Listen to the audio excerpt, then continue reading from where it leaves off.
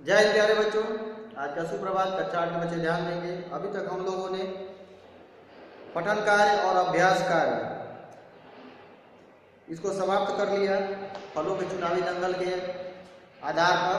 अब हम आगे बढ़ेंगे। फलों के चुनावी दंगल के बाद पाठ कविता है जिसमें सुदामा चरित यानी नरोत्तम दास ये कृति है जिसमें सुदामा चरित के बारे में बताया। सुदामा कौन थे? सुदामा श्री कृष्ण जो थे द्वारिकाधीश यानी द्वारिका के नरेश, जिनका जन्म मथुरा में हुआ, गोकुल में वो पले बढ़े और फिर द्वारिका में उन्होंने अपना राज्य काज स्थापित किया। तो भगवान श्री कृष्ण के मित्र थे सुदामा। ये ब्राह्मण थे, दरिद्र थे, इनकी दशा अत्यंत दयनीय थी। इन्हीं के बारे में नरोत्तम दास ने लिखा है। कुछ पंक्तियां हैं जिनको हम पढ़ेंगे, पठन कार्य करते हैं, उनका अर्थ ग्रहण करेंगे। उसके पश्चात हम इन पर आधारित अभ्यास प्रश्नों को भी हल करेंगे। तो हम देखते हैं। सबसे पहले पठन में आओ पढ़े में। विप्र सुदामा बसत हो सदा आपने धाम, भीख मांग भोजन करे ये जपत हरिनाम। यहाँ पर नरोत्तम दास क्या करें सुदामा के बारे में? विप्र सुदामा, विप्र यानी ब्राह्मण, ब्राह्मण सुदामा बसत हो सदा आपने धाम। बसत हो यानी निवास करते हैं, रहते हैं। सदा आपने धाम यानी हमेशा सर्वदा अपने घर, धाम यानी घर, गृह, आवास, अपने घर पर सदा निवास करते हैं, रहते हैं। भीख मांग भोजन करें, भीख मांग भोजन करें, भीख मांग कर यानी भिक्षा मांग कर, भिक्षाटन करके जो मिलता है उसी से वो भोजन करते हैं। ये जपत हरिनाम, ये से यहाँ पर अर्थ है ये यानी हृदय,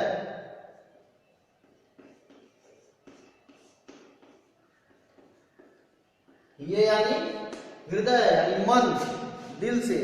ये जपत हरिनाम, भीख मांगे, भिक्षा मांग कर, भिक्षाटन करके भोजन करते थे जो बनता था उससे। और ये जपत हरिनाम और अपने हृदय में यानी जो भी बनता था उसे खाते थे, रूखा सूखा जो भी, और अपने हृदय में, अपने दिल में प्रभु का नाम, हरि का नाम यानी ईश्वर का नाम, भगवान का नाम जपते रहते थे। ताकि घरनी पतिव्रता, ताकि मीन्स होता है उनकी, ताकि मीन्स उनकी, घरनी पतिव्रता उनकी, घरनी, घरनी का मतलब होता है यहाँ पे घर वाली। ताकि हम लिख देते हैं यहाँ पे, ताकि यानी उनकी, घरनी, घरनी माने घर वाली या पत्नी, घरवाली या पत्नी। ताकि घरनी पतिव्रता उनकी घरवाली, उनकी पत्नी, पतिव्रता पति का व्रत पालन करने वाली यानी पतिव्रता, पति के प्रति समर्पित रहने वाली यानी पतिव्रता। गहे वेद की रीत, गहे, गहे में होता है पालन करना यानी उसमें रमे रहना, उसी में लीन रहना। गहे वेद की रीत, गहे में होता है कि उसी में लीन रहना, उसी का पालन करना, उसी में रमे रहना। वेद की रीत, वेद सभी लोग परिचित है, वेद पुराण ये सब चीजें जो है आप उसके बारे में जानते होंगे। वेद 4 होते हैं, ऋग्वेद, यजुर्वेद, सामवेद और अथर्ववेद। तो ये चारों वेद यानी वेद के आधार पर जो आचरण हमारे निर्धारित किए गए हिंदू विधि विधान में, उस पर आधारित वो आचरण करने में रमी रहती थी यानी वेदों का वो अक्षरशः पालन करती थी। सलज, सुशील, सुबुद्धियति, सलज, सलज यानी स मीन्स होता है सहित, लज यानी लज्जा, यानी लज्जा के साथ, लज्जा युक्त होती हुई यानी स्त्री का जो मूल धर्म है शील, सुशील हो और लज्जावान हो, यानी से किसी न किसी से पर्दा, समाज के लोगों से एक लज्जा का जो पर्दा होता है यानी लाज, शर्म जिसे कहते हैं, वो उनके अंदर था। सलज यानी लज्जाशील, सुशील यानी सुंदर, शील आचरण व्यवहार वाली, शुभ बुद्धि, शुभ बुद्धि का मतलब है सुंदर यानी अच्छी बुद्धि यानी साफ सुंदर मस्तिष्क यानी बुद्धि, सोच वाली। अति, पति सेवा स्वप्रीत और यानी लज्जावान थी, सुंदर आचरण करने वाली थी, सुंदर बुद्धि वाली थी अत्यधिक, और पति सेवा से प्रीत, और पति की यानी अपने पति की सेवा से उनको प्रेम था, यानी हमेशा अपने पति की सेवा में लीन रहने वाली वो स्त्री थी। करत रहत उपदेश तीय, उसके आगे है कहियो सुदामा एक दिन, यानी पत्नी के बारे में बता रहा है। उसके बाद बता रहा है कहियो सुदामा एक दिन कृष्ण हमारे मित्र, कहियो सुदामा एक दिन कृष्ण हमारे मित्र। यहाँ कृष्ण जो उच्चारण के अनुसार जो दिया गया है वही हम पाठ कर रहे हैं। कृष्ण ये सड़क वाला आदर्श है, तो इसका उच्चारण बदल जाएगा कृष्ण हमारे मित्र। तो कहियो सुदामा एक दिन, कहे यानी कहते हैं, क्या कहते हैं? सुदामा एक दिन सुदामा कहते हैं, क्या कहते हैं? कृष्ण हमारे मित्र, यानी भगवान श्री कृष्ण हमारे मित्र है, हमारे सखा है, हमारे दोस्त है। करत रहत उपदेश तीय ऐसो परम विचित्र, करत रहत उपदेश तीय, करत रहत यानी करते रहते थे, करत रहत यानी करते रहते थे। क्या करते रहते थे? उपदेश, ऐसा उपदेश वो देते रहते थे, करते रहते थे। तीय यानी अपनी स्त्री से, तीय यानी अपनी स्त्री से, ऐसो परम विचित्र, ऐसे ऐसे परम विचित्र, परम विचित्र यानी आश्चर्यजनक, ऐसे ऐसे आश्चर्यजनक विचित्र उपदेश वो अपनी पत्नी से हमेशा कहते रहते थे। यानी कृष्ण के बारे, भगवान श्री कृष्ण के बारे में वो कहते रहते थे कि वो मेरे मित्र है, मेरे सखा है, मैं उनके साथ पढ़ा हूं। तो उनकी पत्नी आगे बोलती है, दिया गया है सुदामा की पत्नी, लोचन कमल दुख मोचन तिलक भाल, श्रवणन कुंडल मुकुट धरे माथ है। लोचन कमल दुख मोचन तिलक भाल, लोचन कमल दुख मोचन, क्या कह रही है वो? लोचन कमल, लोचन यानी नेत्र, आंख, लोचन कमल यानी कमल रूपी उनके नेत्र क्या है? कमल के समान है, कमल रूपी उनके नेत्र। दुख मोचन, दुख को हरने वाले, दुख मोचन, मोचन में होता है निवारण करना, दूर करना, यानी दुख को दूर करने वाले उनके कमल रूपी नेत्र है, कमल के समान उनके नेत्र है, नयन है, आंख है। तिलक भाल, तिलक यानी हिंदू धर्म में जो तिलक माथे पर लगाया जाता है, चंदन रोड़ी का जो तिलक लगाते हैं, टीका लगाते हैं, उसे तिलक। भाल यानी होता है मस्तक, या तो बुक में नहीं दिया है लेकिन भाल लिख देते हैं। भाल यानी मस्तक, मस्तक का मतलब है माथा, आपका फोरहेड। तो लोचन कमल दुख मोचन तिलक भाल, यानी कमल रूपी उनके नयन जो दुख को हरने वाले, दुख को दूर करने वाले हैं, जिनके माथे पर तिलक चंदन सुशोभित होता है, टीका सुशोभित होता है, रहता है। श्रवणन कुंडल मुकुट धरे माथ है। श्रवणन श्रवण से बना है, श्रवणन यानी कान, श्रवणन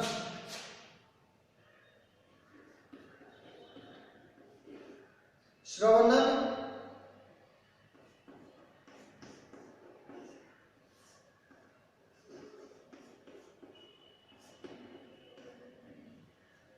श्रवणन यानी कान, श्रवण से बना है। श्रवणन यानी कानों में कुंडल, सोने के जो कुंडल होते हैं, गोल गोल बड़े बड़े कुंडल, कानों में कुंडल धारण किए।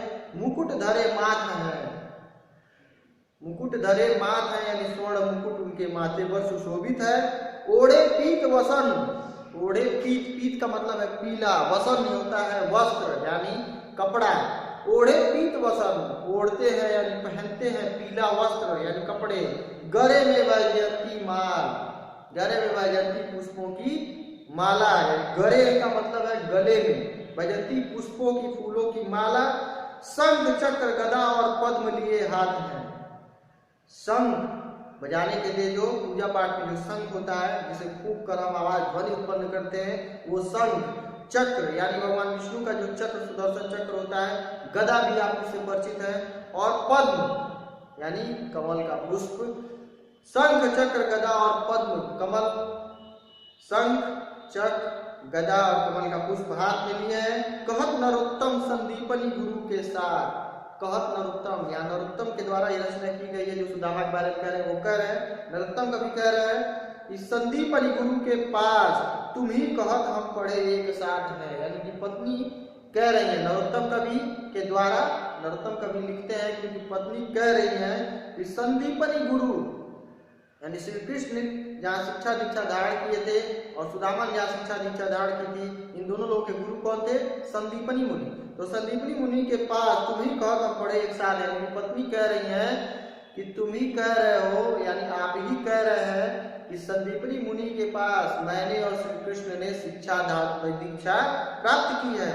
द्वारिका के गए हरि दारिद हरेंगे पिय, द्वारिका के गए हरि दारिद हरेंगे पिय। वो कह रही है द्वारिका के गए, यानी द्वारिका की ओर जाइए, द्वारिका को जाइए, हरि दारिद हरेंगे। हरि यानी भगवान विष्णु, विष्णु यानी उनके अंश यानी श्री कृष्ण, भगवान विष्णु के अंश माना जाता है भगवान श्री कृष्ण को, श्री राम को, ये सब लोग भगवान विष्णु के अंश माने जाते हैं। तो द्वारिका के गए हरि, यानी द्वारिका राज्य को आप जाइए जहाँ भगवान श्री कृष्ण क्या करते हैं? राज करते हैं, वहाँ विराजमान है, वहाँ निवास करते हैं। तो द्वारिका के गए, द्वारिका को जाइए, हरि दारिद हरेंगे, यानी हरि अर्थात श्री कृष्ण, दारिद यानी होता है दरिद्रता या गरीबी, दारिद गरीबी, दारिद यानी गरीबी दरिद्रता, दारिद हरेंगे, हरेंगे मतलब हर लेंगे, दूर कर देंगे, वो हमारी गरीबी को हर लेंगे, उसका हरण कर लेंगे, उसको दूर कर देंगे, हमसे अलग कर देंगे। प्रिय, प्रिय यानी अपने पति को कह रही है समझाते हुए, हे प्रिय, हे मेरे प्रिय, मेरे सबसे प्यारे, द्वारिका के गए, यानी द्वारिका को जाइए जहां भगवान श्री कृष्ण हम लोगों के दरिद्रता को क्या करेंगे? दूर कर देंगे, हर लेंगे, समाप्त कर देंगे हमारी गरीबी को। द्वारिका के नाथ में अनाथन के नाथ हैं, उनकी पत्नी कह रही है द्वारिका के नाथ, यानी वो द्वारिका में जो बैठे हैं, जो द्वारिका के स्वामी हैं, जो द्वारिका के राजा हैं भगवान श्री कृष्ण, वो क्या है? वे अनाथन के नाथ हैं, वे अनाथन के नाथ हैं, यानी जिनका कोई नहीं, उनके वे नाथ हैं, यानी उनके वे स्वामी हैं, जिनका कोई नहीं वे उनके हैं। इसके बाद सुदामा का जो कथन है, महर्षि संदीपनी के बारे में यहाँ पीले बॉक्स में आपके बारे में कुछ जानकारी दी गई है, जिसमें हम पढ़ेंगे, उसको ध्यान देंगे। महर्षि संदीपनी भगवान श्री कृष्ण के गुरु थे। बाल श्री कृष्ण और बलराम उनसे शिक्षा प्राप्त करने उज्जैनी आए थे। उज्जैनी जो है ये मध्य प्रदेश में एक स्थान है जहाँ महाकालेश्वर इत्यादि जो मंदिर है, तीर्थ स्थान है। उज्जैनी जिसे हम आज उज्जैन कहते हैं, उज्जैनी आए थे। महर्षि संदीपनी ने ही श्री कृष्ण को 64 कलाओं की शिक्षा दी थी। संदीपनी मुनि ने ही श्री कृष्ण को 64 कलाओं की शिक्षा दी थी। वहीं पर सुदामा की भी शिक्षा प्राप्त करते थे। सुदामा भी क्या करते थे? शिक्षा प्राप्त करते थे। आश्रम में ही सुदामा और श्री कृष्ण की मित्रता हुई थी। ये जो कथन है, तो इसके पश्चात सुदामा बोलते हैं। तो सुदामा जो है वो कह रहे हैं, क्या कह रहे हैं? पृष्ठ संख्या 56 पर हम देखेंगे। द्वारिका जाहूं जू आठों जाम यह झक तेरे। द्वारिका जाहूं जू यानी द्वारिका जाहूं यानी द्वारिका जाना है। द्वारिका जाहूं मीन्स जाना, जू है यानी द्वारिका जाना है, द्वारिका जाना है। आठों जाम का मतलब है आठों प्रहर, यानी आठों प्रहर, दिन के जो आठों प्रहर है। यह झक तेरे, यह झक यानी यह मत होता है यही, झक यानी तुम्हारी जिद, तेरे यानी तुम्हारे। सुदामा कह रहे हैं, यहाँ पे सुदामा ऊपर लिखा हुआ है, ये सुदामा का कथन है। तो सुदामा क्या कह रहे हैं? द्वारिका जाहूं जू, द्वारिका जाना है, द्वारिका जाना है। आठों जान यानी आठों प्रहर, यही तुम्हारी जिद है, यही तुम्हारी बकबक है। जो न कहो करिए तो बड़ो दुख, जय कहाँ अपनी गति हेरे। जो न कहो करिए तो बड़ो दुख, अगर जो न कहो, अगर मैं न कहूं ये करिए यानी कार्य करने के लिए, तो बड़ो दुख, तो बहुत दुख की बात होगी तुम्हारे लिए। जय कहाँ अपनी गति हेरे, जाए कहाँ, जय कहाँ मतलब हम जाए कहाँ, मैं जाऊं कहाँ, अपनी गति हेरे यानी अपनी गति, यानी अपनी तकलीफ, यानी अपनी गति, अपनी दुर्दशा को मैं किसका जिम्मेदार ठहरा हूं, मैं कहाँ ढूंढने जाऊं अपनी गति को, अपनी दुर्गति को, जो तुम अगर मैं तुम्हारा कहा हुआ नहीं करता हूं तो बड़ो दुख, यानी तुमको बहुत दुख होगा, तुम तकलीफ में हो जाओगी। जय कहा और मैं जाना नहीं चाहता, इसलिए मैं अपनी व्यथा अपनी गथा किससे कहूँ, कहाँ मैं अपनी बात रखने जाऊं, किसको ढूंढने जाऊं, किससे मैं अपनी बात कहूं। द्वार खड़े प्रभु के छरिया तब, द्वार खड़े प्रभु के छरिया तब, आठवां जान का यहाँ पे अर्थ है आठवां प्रहर, इसको हम देखते चलेंगे। आठवां जान यानी आठों प्रहर, ये पीले बॉक्स में आपका दिया गया आठों प्रहर, यानी 3 घंटे का एक प्रहर होता है, 3 घंटे का एक प्रहर होता है और एक दिन में 24 घंटे होते हैं। मैंने पहले ही कहा कि एक दिन में 8 प्रहर की बात हो रही है, यानी पूरे दिन में 8 प्रहर उनकी पत्नी जपती रहती है कि द्वारका जाना है, द्वारका जाना है। तो कह रहे हैं, तो यहाँ पे आप प्रहर के बारे में देख लेंगे कि 3 घंटे का एक प्रहर होता है, एक दिन में 24 घंटे होते हैं। 3 में हम 24 का 3 से 24 में क्या करेंगे, भाग दे देंगे, 3 घंटे 24 यानी 8, यानी एक दिन के 24 घंटे में कुल मिला के 8 प्रहर होंगे। तो 8 प्रहर के होते हैं, दिन के 4 प्रहर और रात के भी 4 प्रहर होते हैं। दिन के प्रहरों के नाम है इस प्रकार, पूर्वाहन, मध्याहन, अपराहन और सायंकाल। रात के जो प्रहर है इसमें 8 प्रहर दे दिया है, लेकिन 8 नहीं है, यहाँ पे 4 होगा। रात के 4 प्रहर है प्रदोष, निशीथ, त्रियामा और पूषा। प्रदोष होता है वो सायंकाल के बाद का समय होता है, निशीथ यानी जो प्रदोष के बाद का समय होता है वो निशीथ होता है रात्रि। त्रियामा यानी 12 बजे के बाद का या सुबह का बिल्कुल समय होता है, जो भोर से पहले का समय होता है, और सूर्य के उगने के पहले यानी पूषा काल का समय होता है, अंतिम प्रहर रात्रि का। तो 4 प्रहर दिन में और 4 प्रहर रात में, इनके नाम आप याद कर लेंगे आठों प्रहर के। तो कह रहे हैं कि द्वारिका जाना है, द्वारिका जाना है। 8 प्रहर यही तुम्हारी जिद है, यही तुम्हारी झकझक है, यही तुम्हारी बकबक है। जो न कहो करिए तो बड़ो दुख, अगर मैं यह कार्य न करूं तुम्हारे कहने से तो तुमको दुख होगा, तुमको तकलीफ होगी। जय कहाँ अपनी गति है रे, और मैं अपनी इस दुर्गति यानी मैं जाना नहीं चाहता फिर भी तुम भेजना चाहती हो, तो मैं अपनी यह व्यथा, अपनी यह तकलीफ, अपनी यह गति किसको ढूंढूं, किससे कहूं, किससे जाऊं, बयान करूं। द्वार खड़े प्रभु के छरिया तब, द्वार खड़े प्रभु के छरिया तब, छरिया भी होता है द्वारपाल या सिपाही। छरिया यानी द्वारपाल, द्वारपाल या सिपाही अंगरक्षक जो द्वार के रक्षक होते हैं, जिनकी बिना अनुमति के आप उस महल में या द्वार में या फिर आप मकान में घुस नहीं सकते। तो द्वार खड़े प्रभु के छरिया तब, द्वार खड़े यानी दरवाजे पर खड़े हैं प्रभु यानी भगवान श्री कृष्ण के छरिया यानी द्वारपाल। तह माने वहां, वहां द्वारिका में प्रभु के जो द्वार पर है, प्रभु के आवास स्थान के निवास स्थल के द्वार पर उनके द्वारपाल खड़े हैं वहां पर। भूपति जान न पावत नेरे, भूपति यानी बड़े बड़े राजा महाराजा, जान न पावत नेरे यानी नेरे मीन्स होता है नजदीक, यानी जहां नजदीक बड़े बड़े भूपति राजा जान न पावत यानी जा नहीं पाते हैं, उसके बारे में जान नहीं पाते हैं, पहुंच नहीं पाते हैं, बड़े बड़े राजा नहीं पहुंच पाते हैं। तुम वहां भेजने की बात कर रही हो उसी अंगरक्षकों के पास। 5 सुपारी पे देखो बिचारी के, भेंट को 4 न चाउर में। 5 सुपारी का देखो बिचारी के, 5 सुपारी यानी 5 सुपारी जो पान के साथ, जो तांबुल के साथ, पान के साथ लोग सेवन करते हैं। सुपारी से आप परिचित होंगे, पूजा पाठ में भी इसका विधान है। 5 सुपारी पे देखो बिचारी के, 5 सुपारी पे देखो बिचारी के। 5 सुपारियां भी अगर मेरे पास हो तो मैं विचार करूं उनसे भेंट करने के लिए, यानी सुपारी ले जाकर उसी के पास जाते हैं तो भेंट में कुछ लेके जाते हैं, तो भेंट करने के लिए मेरे पास 5 सुपारी तक नहीं है। भेंट को अगर मेरे पास 5 सुपारियां होती तो मैं विचार करता भेंट को 4 न चाउर मेरे, यानी उनसे भेंट करने के लिए, मिलने के लिए, उपहार में देने के लिए मेरे पास 4 दाने चावल तक नहीं है। 5 सुपारियां होती तो शायद मैं विचार करता। यह सुन के तब ब्राह्मणी गई पड़ोसन पास, उनकी ये वाणी ये वचन सुदामा की सुन के ब्राह्मणी यानी उनकी पत्नी, सुदामा जी की पत्नी गई पड़ोसन पास, गई पड़ोसन यानी पड़ोस में रहने वाली स्त्री पड़ोसन के पास।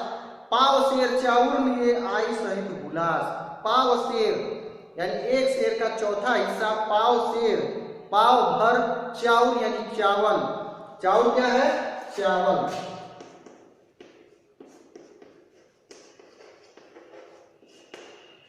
पाव सेर यानी पाव भर चावल लिए आई सहित हुलास, आई मीन्स आना, सहित मीन्स साथ, हुलास यानी उल्लास खुशी, हुलास यानी खुशी, उल्लास यानी उल्लास खुशी के साथ 5 पाव सेर यानी 1 पाव चावल लेकर वो आई पड़ोसन से, आई सहित उल्लास खुशी के साथ आई।